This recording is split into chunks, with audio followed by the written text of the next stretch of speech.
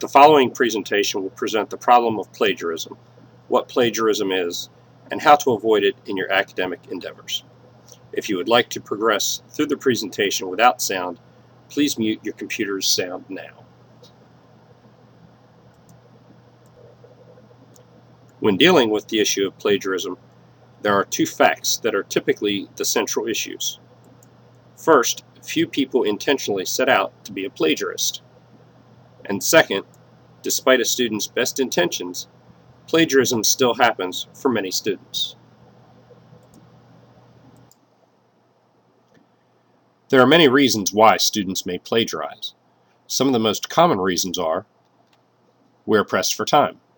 Sometimes this is a case of our busy schedules getting in the way, and sometimes it may be a case of poor time management skills. It doesn't seem like a big deal. Why would another author really be worried if I use their work, right? Other people write better than we do. Regardless of how good of a writer you may be, someone else will always be better. So why not use their work, right? We're not sure what plagiarism is exactly, so we just take the chance. We believe most professors and instructors don't have the time to check on us. They have lots of students, so do they really take the time to check out my work? And finally, we believe most professors and instructors don't have the internet skills to figure out what we've done. The internet has been around for many years now, and professors and instructors alike are much more savvy than they once were. The internet has also brought about submission services that can be used to check a paper for plagiarism. So, the question becomes, what exactly is plagiarism? The Oxford English Dictionary defines plagiarism as the action or practice of taking someone else's work, idea, etc., and passing it off as one's own. It is also known as literary theft. Many students read the dictionary definition and ask, does this mean that I can't quote from or refer to anyone else's writing? The answer is no. You may certainly quote from or refer to someone else's work, however, there are certain rules that you must follow.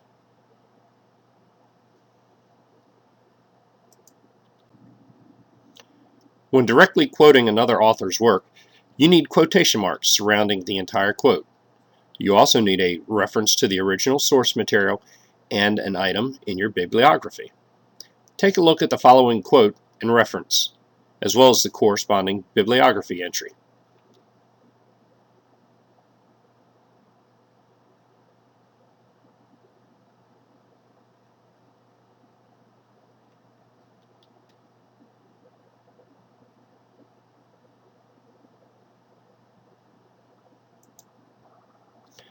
When referring to another author's work without quoting the original work verbatim, you do not need quotation marks. You do still need a reference and a bibliography item. Now take a look at the passage below and the corresponding bibliography entry. It is the same information as the quote on the previous slide, however, it has been referenced instead of being quoted directly. Take note of how the information has been reworded or paraphrased instead of being directly quoted. The reference for this passage is in parentheses after the author's name.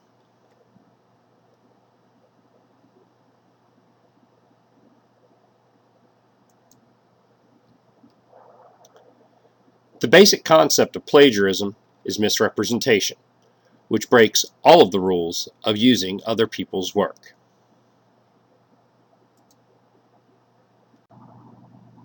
When you plagiarize someone else's work, it's like stealing their Ferrari or Lamborghini.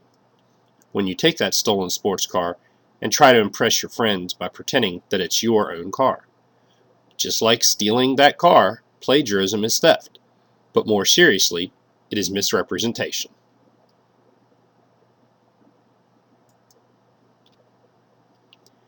Any time that you leave the impression that the words and ideas that you have written are yours, when actually they came from someone else's work, you are plagiarizing. Passing off someone else's words or ideas as your own is considered misrepresentation. It is also viewed as academic fraud as well as academic theft.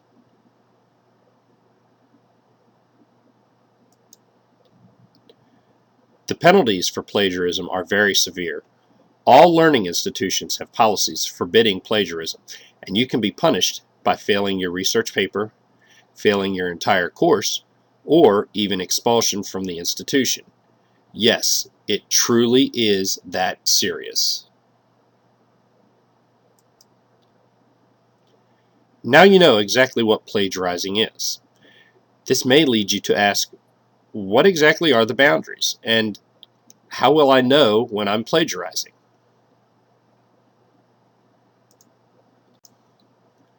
Some of the boundaries for plagiarism are quite obvious. For example, if you copy material from a book or article, don't use quotation marks, and don't provide a citation to the source. You are stealing someone else's words and pretending that they are yours. This is plagiarism. If you get someone else to write your paper, or buy a paper from a commercial source, or simply copy a whole paper off of the internet, you are clearly plagiarizing. When students hear these boundaries, they tend to ask, so I plagiarized something when I take it from the internet? I thought the internet was free. People post things there all the time so other people can use them. The mistake with this line of thinking is students are confusing access with plagiarism. Even if people give you permission to use their material, using it without indicating the source makes it look like it's your material. That is plagiarism.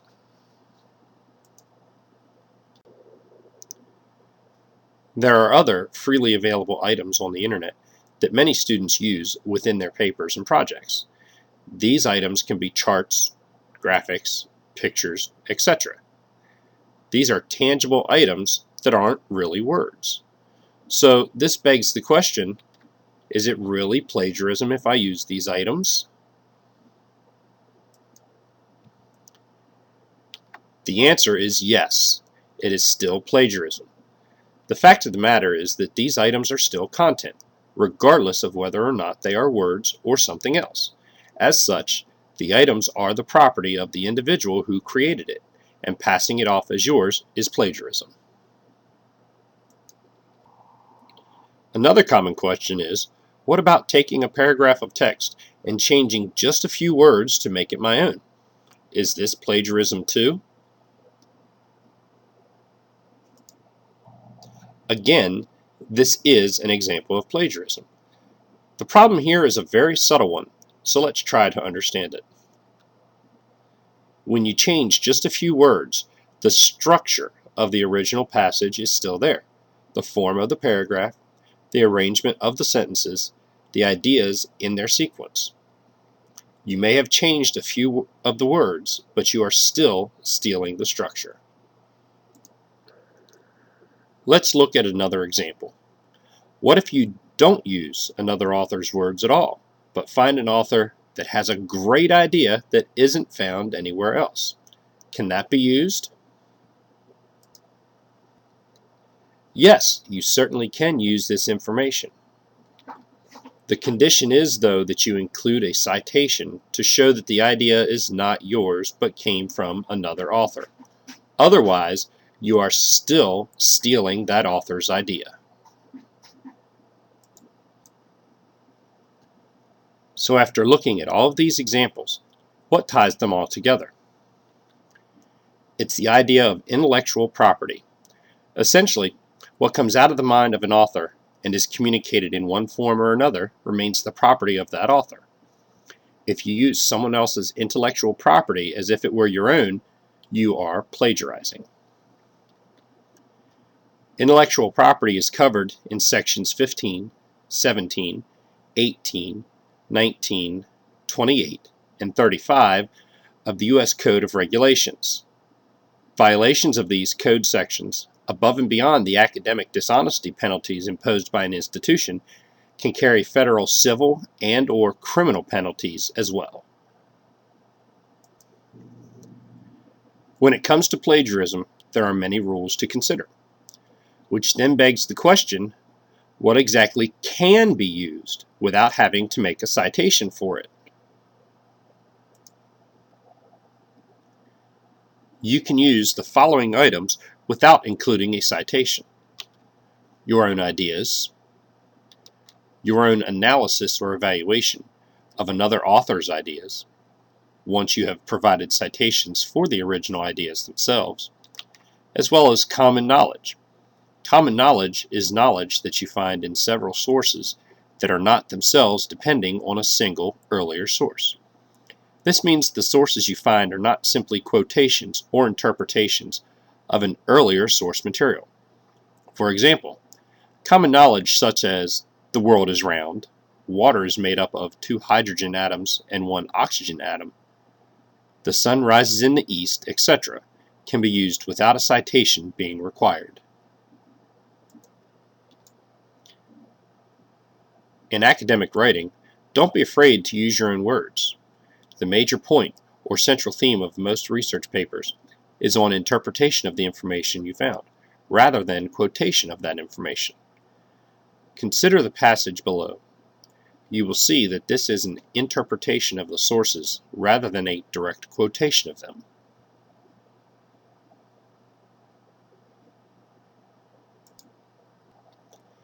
Now you know what plagiarism is and how to apply the rules. Let's put those rules to practice. Let's try to determine if the following are considered plagiarism or not. Consider the original source. The effort required to provide online information literacy instruction is intense.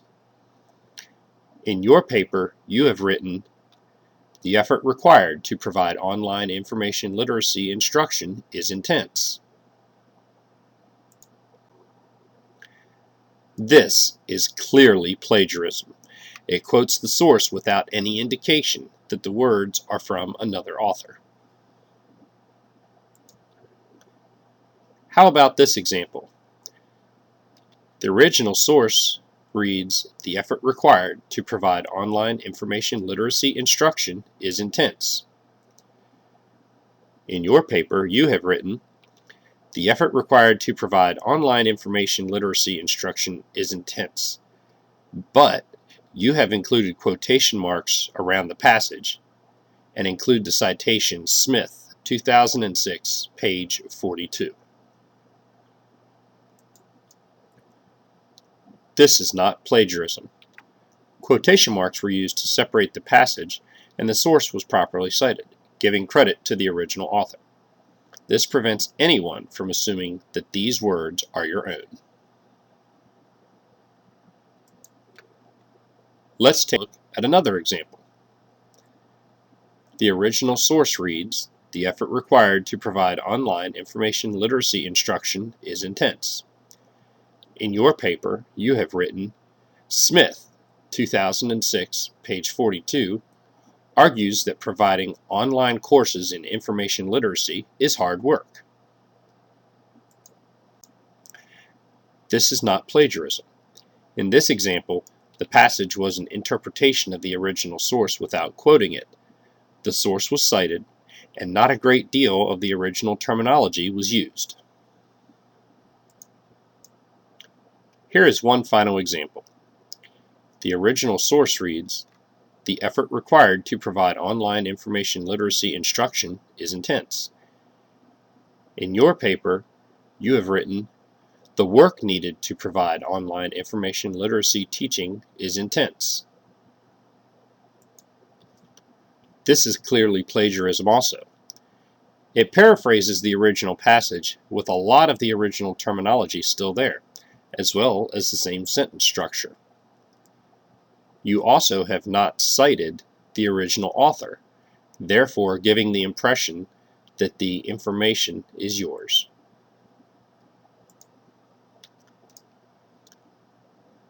Let's sum it all up, shall we? It's plagiarism if you use any text or ideas from another source in such a way that you leave the impression that the material is yours. Unless you know the information is common knowledge, in other words, found in several sources that do not depend on a single original source, using it is plagiarism. A graduate-level thesis advisor once said, "Unless you have a PhD, virtually everything you write is someone else's idea originally and needs to be cited." When in doubt, provide a citation. In many academic settings, as well as submissions to scholarly or trade journals, instructors, professors, editors, etc., prefer to use the American Psychological Association, or APA, specifications. The APA has a style manual for sale that lists all of the guidelines for writing. For those students that do not have a current copy of the APA style manual, the Purdue University Online Writing Lab has composed an excellent online quick reference guide to help you avoid plagiarism.